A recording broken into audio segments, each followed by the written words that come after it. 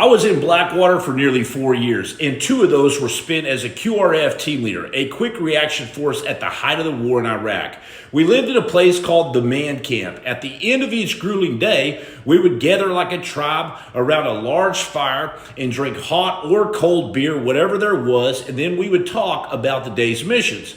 It was like the Wild Wild West, and some really fond memories. But the problem with the Man Camp was that it was located directly in line with Saddam Hussein's palace. Now, Saddam Hussein's palace was something out of the movies, a massive and beautiful structure, but it was turned into a U.S. command post and the main embassy. Now, the insurgents used the top of this palace as a reference point to aim their rockets at, like a big giant sight on a weapon system, and they would launch these 74 millimeter Iranian, yes, I said Iranian-made rockets directly at the palace. They would come smashing in from a couple miles away and cut through trees, destroying everything in their path. If the insurgents were lucky, they would hit the palace, but if the rockets were short of hitting their target, they would come crashing in to the Man Camp, thus killing us. This Man Camp is where we slept at night. We did the missions in the red zone and slept in the green zone. Now, the psychological effect from the loud incoming rocket warning system, bam, bam, bam, followed up by the indiscriminate deafening explosions, wore you down to the bone. We were doing 5 to 8 missions a day through the war-torn streets of Baghdad, only to come home and pray that we made it through the night. This alone was so terrifying at times that many men went home. And I didn't really blame them because, look, $500 a day was great. But if you can't spend it when you come home, it ain't worth nothing. One night, though, after drinking beer at one of these tribal gatherings that I spoke about earlier, we headed back to my room.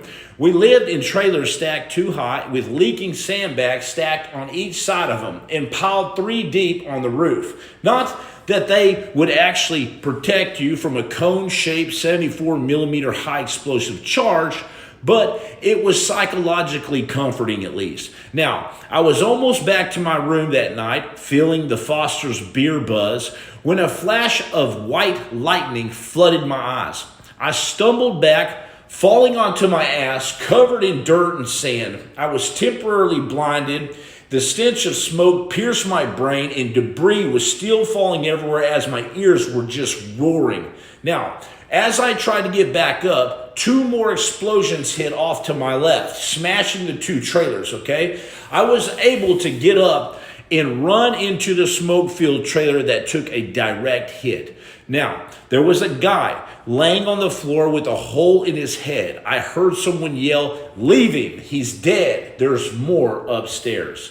As I made my way up through the crushed glass and the super thick smoke, I searched for survivors, but it was complete, utter chaos. Now, I eventually found one of my buddies who I went to the gym with a lot, with his leg barely hanging on by a string right at the knee. He was laying on the floor and literally said, and it's funny now that I think about it, "Bro, do you think I will still be able to pick up chicks?" He had a great spirit about him. What a warrior. Now, we put 2 tourniquets on his thigh because 1 is never enough. Great tip there for tactical touch point, and carried him down.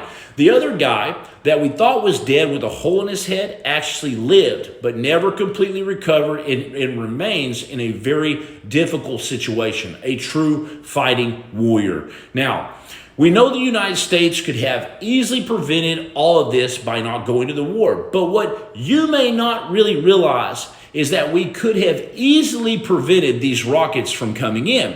We had something called triangulation systems that were able to locate the rocket as it went off and instantly fire our own salvo midair, thus destroying whoever or whatever was launched there. Now, we also had drones that would literally watch the insurgents as they set up the large telephone pole-length rockets and fire them and then casually just drive away. Sickening, right? These rockets were purposely launched from densely civilian populated areas. Does it ring a bell right now? Familiar? No less than 3 times a day, so on average about 90 rockets per month wounded or killed American civilians and military nearly each day in the safe green zone. Now, this could have been prevented, but the general at the time would rather sacrifice our own men and women than risk bad publicity for collateral damage. But he was obviously answering to the man who actually sent America to Iraq. We became so outraged at this that we actually volunteered Blackwater Operators to go on the offensive and eradicate the insurgents while they took their time setting up these rockets each night.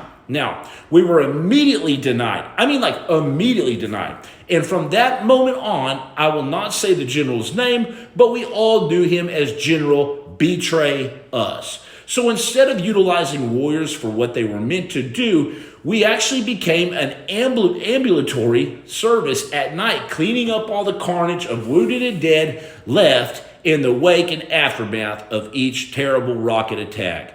Most have heard that insanity is doing something over and over and expecting the same result. But to be able to do something about it and not to do it is my definition of insanity. We need leaders for warriors and warriors for leaders that will do the right thing for our people rather than try to win the hearts and minds of an enemy who desires nothing more than to kill.